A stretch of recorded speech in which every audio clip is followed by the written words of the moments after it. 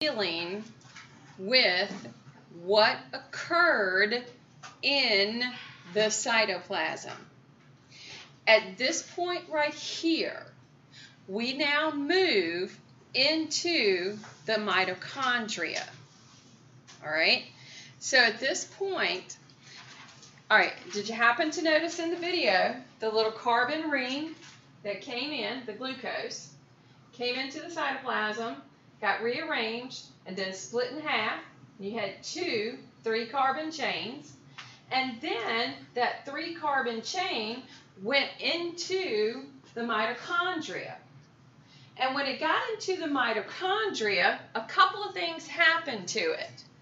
So we're going to take that chain, that 3-carbon chain, and the way that we are going to generate the biggest amount of energy is going to be in the electron transport chain.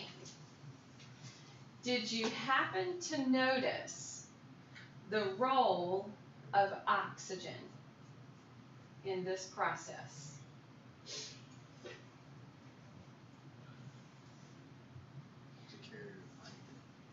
It is the final electron acceptor. So that oxygen, when it came through, the last thing it picked up was the H's, because that's how we balance the electrons, and it formed the water molecule. This is what we need the oxygen in the body for. If we don't have the oxygen in the body, like say for example, something causes us to drop our levels of oxygen, this is the point that it goes wrong, because that's where the oxygen is used. It's the only place. Is that not the coolest thing ever? All right, so what we're going to have to do, did y'all pay attention to all the little electron carriers, the little cars that were coming in and stripping stuff off and taking it to the electron transport chain? All right, so at each step of the process where those electrons are getting captured, all right, it's going to be taking those electrons to the electron transport chain, which is in the mitochondria. The mitochondria is a double-layered membrane. So it's going to have the inner membrane, which is kind of this squiggly part, and then of course we've got an outer membrane. Did you happen to note in between, okay, where it showed, they called them the blue balls, okay, those were actually H pluses, so it made them look like the little plus inside of the structure. Did you notice how every time, because this is where we would find the electron transport chain inside all of this cristae right here, and so each time the electrons came, they pushed H pluses into this, in between these membranes. Did y'all notice that? Okay. Now, here's what happens. When we take that carbon, when we've got the glucose molecule, C6H12O6, and we split it in half, when we split it in half, we made a pyruvic acid. This is the form that gets to enter the mitochondria. All right? It's the pyruvic acid that will get to enter the mitochondria. Once it entered into the mitochondria, do you remember it lost a carbon, which became part of CO2. That's the waste that we have to breathe out. Okay? Did you see that acetyl coenzyme A come up and pick up the other 2 carbons?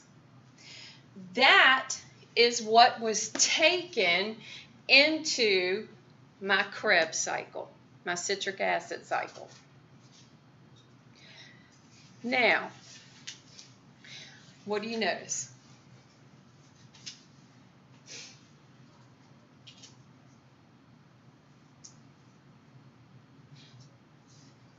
Anybody notice a donut? All right. Here's what occurs. All right. When that acetyl coenzyme A it comes in and it attaches to the 2-carbon ring, well, that acetyl coenzyme A allows for a 4-carbon ring to attach to it. How many carbons am I now back to? I'm now back to 6. So I now have a 6-carbon molecule that can enter into my Krebs cycle.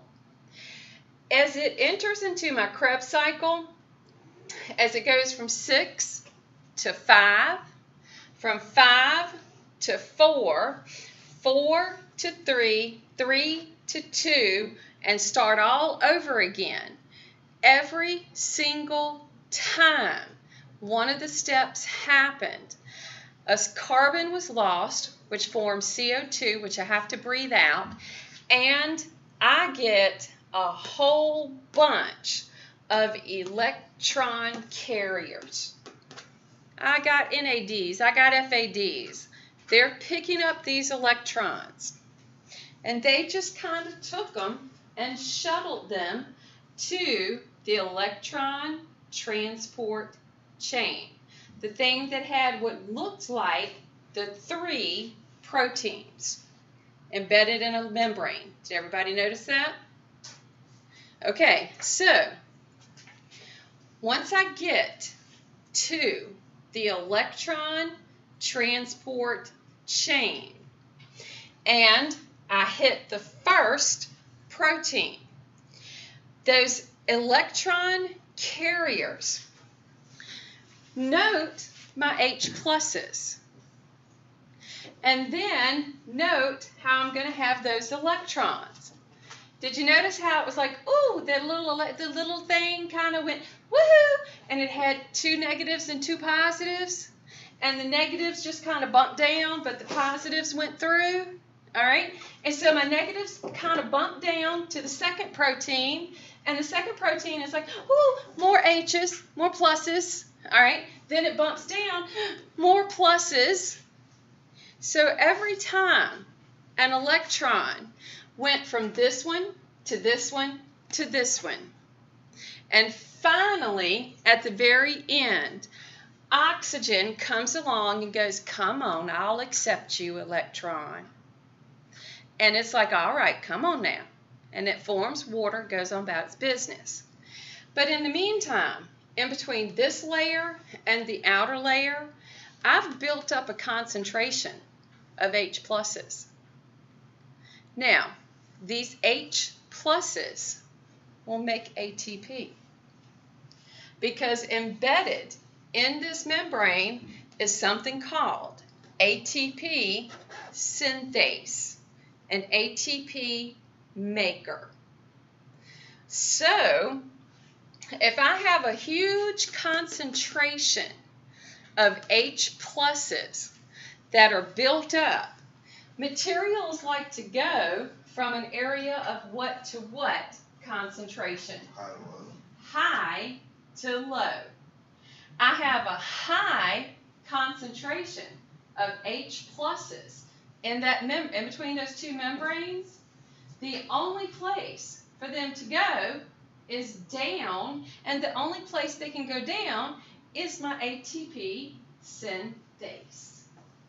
So when they go down, the ATP synthase, bada bing, bada boom, I make ATP.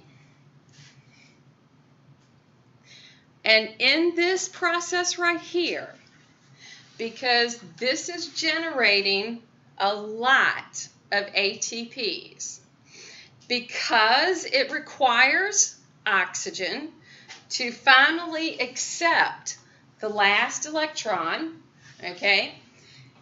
This is my aerobic respiration. And I have now generated quite a bit of ATPs.